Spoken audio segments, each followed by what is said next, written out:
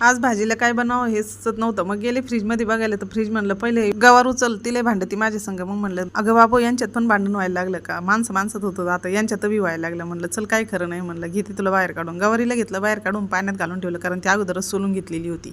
इकडे कढई गॅसवरती अगोदरच गरम करायला ठेवली. ती म्हणली बाबू मी लय गरम झाली, माझ्यामध्ये काहीतरी टाकून मला थंड करून घे. तर त्यामध्ये तेल टाकलं, जिरे मोहरीची फोडणी दिली आणि हिरवी मिरची आणि लसूणचा ठेचा टाकून परतून घेतलं. त्यानंतर कढीपत्ता टाकला. नंतर हळद म्हणली मला तरी कशाला ठेवतात, द्या टाकून. दिलं तिला टाकून.